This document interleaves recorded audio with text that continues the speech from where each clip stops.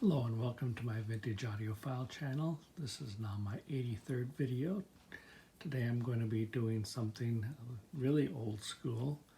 This is a Sanyo DXL5485 2/4 channel receiver from the early 70s. As you can see, I've got it turned on already, so you can see that the lighted dial is lit up. Apologize for this here. That was originally stuck on there by Sanyo, and it described how many watts per channel were in this. It has since deteriorated a little bit, so unfortunately I can't show you what the original sticker showed. But this is Sanyo's attempt at making a quadraphonic receiver for the budget-minded person.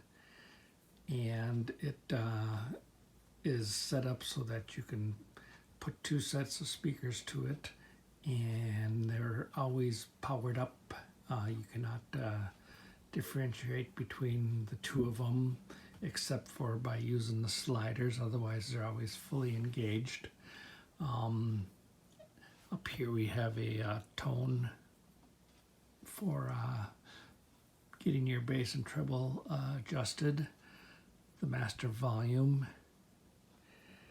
Over here we have the balance, which is between front and rear.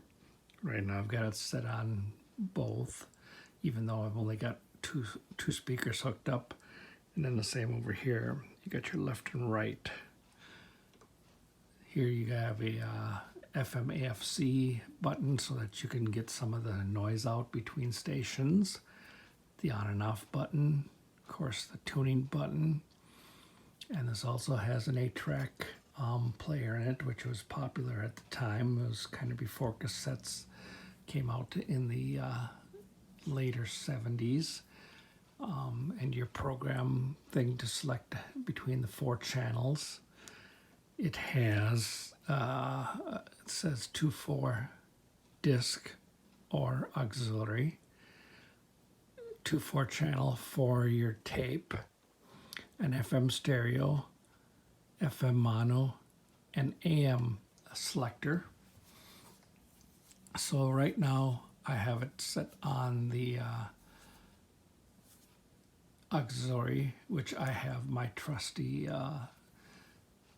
Crosley record player put in, and it's nice to have that because this is Crosley that can either go through phono input or line input. I've got it set line so I can put it to the auxiliary.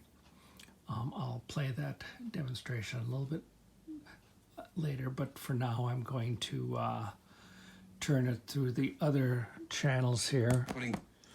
How do you think that those students feel now? This is a sample of Like AM. that's, AM comes in really to me, nice, that's the part that frustrates me even late at most. night. And I think that Listen to K-Love. Then we have FM mono. Support of the ministry of K-Love is what keeps K-Love on the air. K-Love is entirely listener supported. It's a place where people find hope and peace and That's encouragement every FM day. stereo.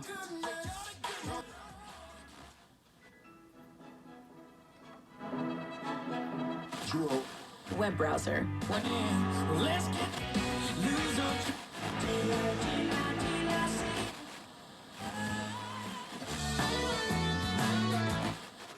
She goes into detail about Try ZipRecruiter for free at ZipRecruiter. her roots and And you can see the FM works fine. genders connect You keep your employees feeling. from and our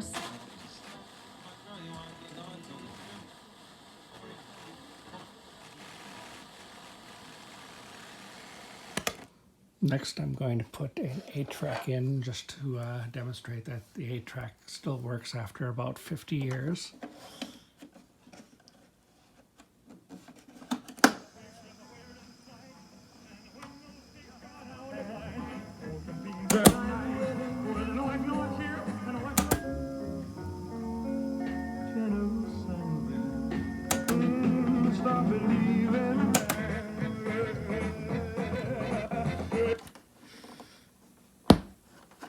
that works, which is amazing after all these years.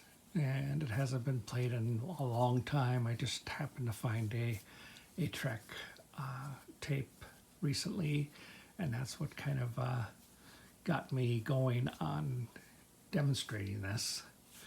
And then last but not least, I will put it into auxiliary mode so you can listen to the record player.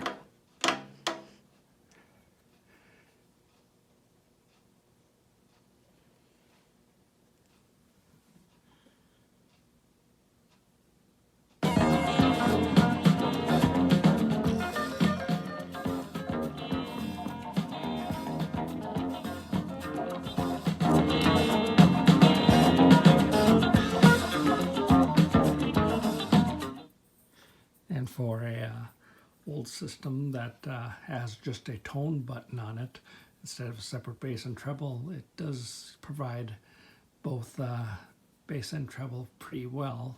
As you could probably hear in that brief interlude, the bass was coming in pretty good, and so was the treble.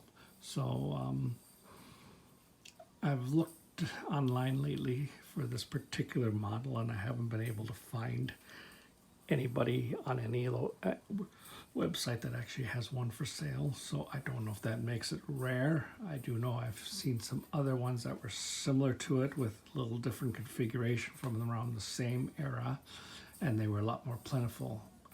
So if this one is a little more rare, I don't know. I just know that I've had it for a long time and I've enjoyed it here and there. Every once in a while I'll dig it back out to listen to it again.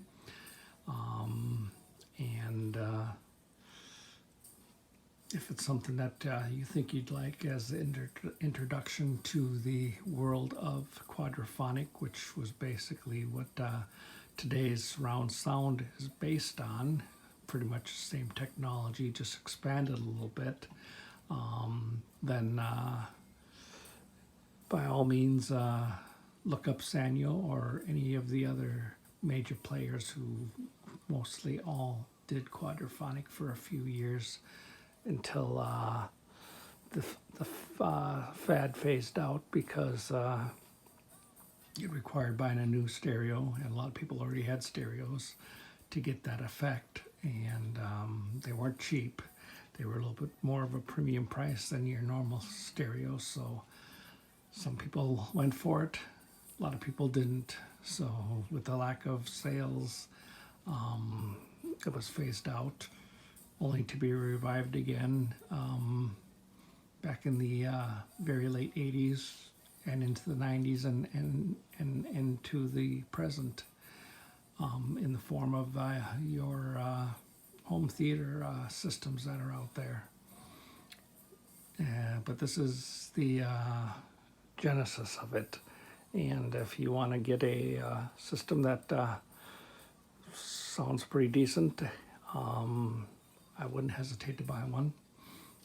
Like I say, there are some that are going for lots of more money. Of course, there are all the major brands like your Sansuis and Pioneers and Fishers and JVCs and all that stuff, but even Kenwood.